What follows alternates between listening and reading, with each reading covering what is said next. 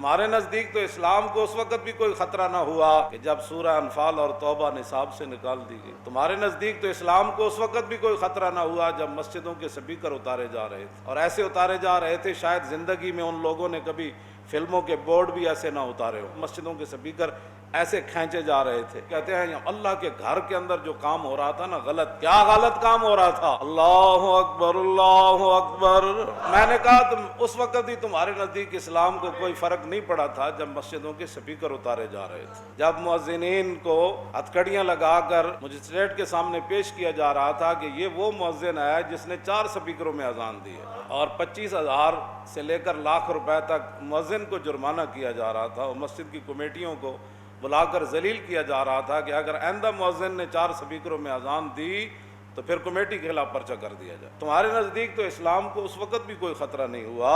اور تمہارے نزدیک تو جب وہ پنجاب کا گورنر ملعون وہ حضور کی عزت کے قانون کو کالا کہہ رہا تھا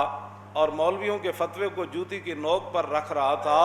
تو تمہارے نزدیک تو اسلام کو اس وقت بھی کوئی خطرہ نہیں تھا. تمہارے نزدیک تو اس وقت بھی اسلام کو کوئی خطرہ نہیں تھا جب ممتاز قادری کو تختہ دار پر لٹکایا جا رہا تھا. تمہارے نزدیک تو اس وقت بھی اسلام کو کوئی خطرہ نہیں تھا کہ جو کہتے ہیں کہ اگر زندگی تماشا فلم چل جائے تو اسلام کو کوئی فرق نہیں پڑتا. میں نے کہا تمہارے نزدیک تو اسلام کو اس وقت بھی فرق نہ پڑا کہ جب زنا کے بل پاس ہوئے، اور تمہارے نزدیک تو اسلام کو اس وقت بھی کوئی خطرہ نہیں تھا جب قومی اسمبلی کے اندر 70 صفحے ختم نبوت کے بارے میں تبدیل کر دیے گئے تھے. ہمارے نزدیک تو اسلام کو خطرہ کبھی ہوا ہی نہیں، اور جب ہم پوچھنے کے لیے گئے تھے تو تم نے 12,000 شیل گرائے اور 8 بندے شہید جب کر دیے تھے تو دہشت گرد اس وقت وہی تھے کہ جو حضور کی ختم نبوت پر پہرا دینے گئے تھے. تم تو اس وقت بھی بالکل مومن تھے اور بڑے پکے عاشق رسول تھے، اور اس وقت پاکستان کا مطلب کیا، لا الہ الا اللہ محمد رسول اللہ پر تم عمل کر رہے تھے، اور جو وہاں پوچھنے گئے تھے کہ ختم نبوت پر ڈاکہ کس نے مارا